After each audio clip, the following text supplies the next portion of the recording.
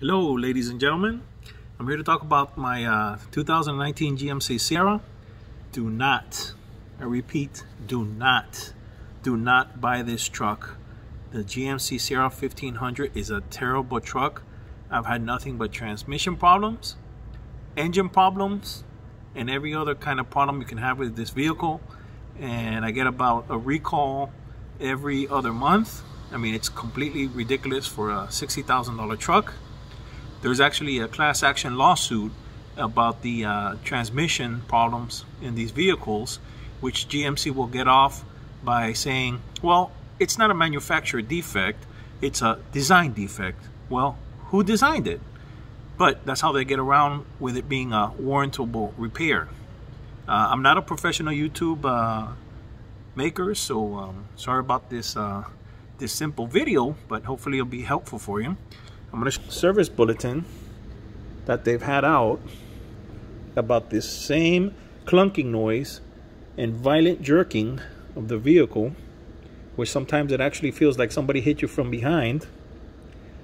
Now, this was from 2014 to 2018. Now, you're going to say, well, but you just mentioned the 2019 GMC Sierra. Well, lo and behold, there's another service bulletin that goes on about the Cadillac, the Camaro, the GMC Sierra, and different GM vehicles that have the same exact shake and shudder driving during light throttle acceleration between 25 and 80 miles an hour.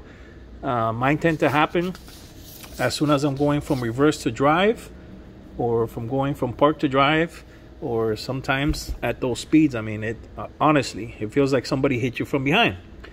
The most recent problem that I'm having now is the engine lifters. And it sat in one dealership for about a month. They had an epiphany that they couldn't fix it because they didn't have time, and they only had one engine guy to fix it. So GMC has me go to another dealership, drive it halfway across town with bad lifters, and all of a sudden they say, hey, it's not the lifters, it's a bent rod. And they're trying to blame it on me. Well, here you have another technical bulletin about the exact same engine misfires, ticking noise, and malfunctions that are happening in my vehicle. So GMC doesn't want to fess up to these problems that are happening. Again, there's a class action lawsuit about the transmission. I'm pretty soon, I'm sure there's going to be one about the engine also. They want to say that I went through some kind of puddle or something, even though there's no evidence that the vehicle was subjected to water. The service manager just said it was hydro locked. I guess hydro, they took it as water, but if you go into Wikipedia, it says any body of liquid. Could have been water, could have been fuel, could have been oil. And they actually offered a pre-mediation, because I'm doing the Florida Lemon Law, and I'll show it to you here. They actually wanted to do a pre-mediation call and say that GM was offering that they would attempt to send out a field service engineer, and they would offer possible warrantable repairs based on the findings of the field service engineer. So in other words, they were trying to deter me from going ahead and making a BBB claim. This is a picture of the bent rod, and it's mildly bent.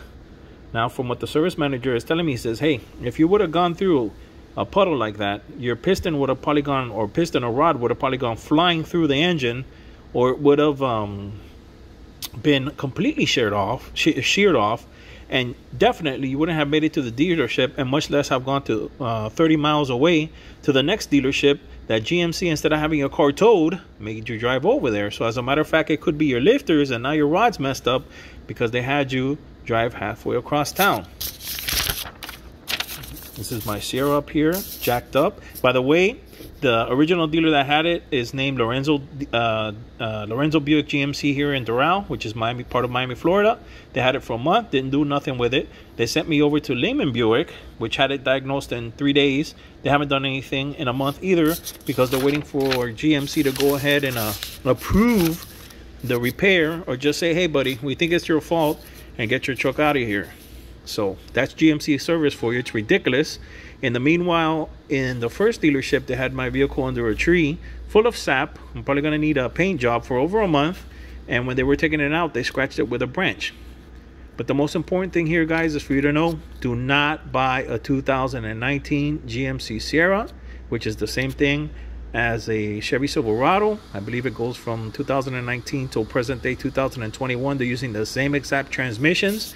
You can go online and you can see the litigation that's going on now, the class action lawsuit about the transmission. And GMC just keeps saying that it's not a warrantable defect because it's not a manufacturing defect. It's a design defect, which pretty much says, hey, we made a terrible design, and well, you know, if people don't want it and people don't like it, well, just trade the truck in or sell it. But, you know, that's how, you know, GMC trucks work. They shake, they shudder, and they jerk violently, and that's how we design them. And that's just part of, you know, manufacturing or design in this case, because they don't want to say it's a manufacturing defect, and they don't want to take responsibility because they designed this and they've known this since 2014. So you'll see some more paperwork about the GM transmission. And finally, you have the actual case paperwork. And you can also call these or this attorney and get yourself part of this class action lawsuit, which I really think you should. And that way, more people don't get screwed over by these faulty transmissions and now these faulty engines also. And by the way, the BBB auto line, which is what we use here in Florida for the recalls, is a sham. It's a sham because it's sponsored by the truck manufacturer, and you know they're going to decide in their favor most of the time. And even if they buy the car back, there's always some kind of problem because now you have to call your bank and switch over the lien to the new truck, which would be great because for them it's better collateral because it's a newer truck. But then sometimes they charge you a fee to do that as well. Or what they'll do is they'll offer you an exchange of a truck for the same MSRP, but as we all know, with inflation, whatever your truck was worth or you bought it at, you know, let's say in my case 2 years ago, it's not going to be the same MSRP of this year. So either I'm going to get a model that is not the same as mine. In my case, mine's an SLT, so they'll have me get an LT, which will probably be the only MSRP which I lose out anyways, or I'll have to put a couple $1,000s more to get my same exact SLT again. The next step after this is to go to the state attorney's office, and you have to wait 40 days if you don't agree with whatever the manufacturer offered you, or the BBB, which in this case, the manufacturer hasn't offered me anything at all. And then you have to wait 40 days to go to the state attorney. I wouldn't recommend that for the BBB you get an attorney, because it's a waste of money to do that with the BBB, because like I said, it's sponsored by the car manufacturers. But I would get an attorney when you're going to head over to the state attorney's office. I'm in Florida, and that's how it works here. And as you can see, there's paperwork from the BBB that I got about GMC that they already know about this transmission problem, obviously. And what they believe is that if they put this razzle dazzle magical Mobil 1 oil that cost them about $600, which they're hesitant to even do unless you keep going back over and over and over again for the same problems like me. I don't even know if they actually did that with mine. Then supposedly it takes care of the fix, and it does not. In my case, I kept going to the dealer. They kept saying there wasn't a problem. They couldn't replicate the problem. But lo and behold, when the field service engineer went out, he says, hey, we're going to change your transmission out. The complete transmission, not just the torque converter. And it's still doing the same exact thing. And it's ironic that now that I'm having engine problems, the field service engineer is going to come out. He's supposed to be coming out on Thursday. Today's Tuesday. And let's see what he says, because that would be interesting that when the dealer is saying that there's not a problem, he says to change out the transmission. And out that there is a problem, let's see if he'll come out and make an excuse and say it's my fault. And that way GMC doesn't have to cover the engine, which, by the way, they say that they changed the transmission out of the goodness of their hearts. Not because they found that anything was wrong with it. It's just that they wanted to do it in the goodwill of customer satisfaction. They decided to change out this transmission, which was probably, God knows, $8,000 or $9,000. You can see from the NHTSA, there's recalls for the front seat belts. There's recalls for the EBCMs, for alternator connections, airbags. And there's also one that actually says that the drive shaft may separate. So again, guys, up to you. I can't tell you what to do, but if I were you, don't buy a GMC Sierra 1500 2019 and up.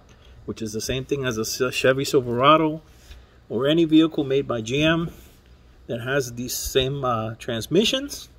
It's up to you what you want to do. But if you want a problematic vehicle or a problematic truck, then hey, go ahead and buy it. You know, I tried to do my duty, you know, and go ahead and buy American, and this is what I got. I got screwed over by GM. So have a great day. Give you the information. Do with it as you wish.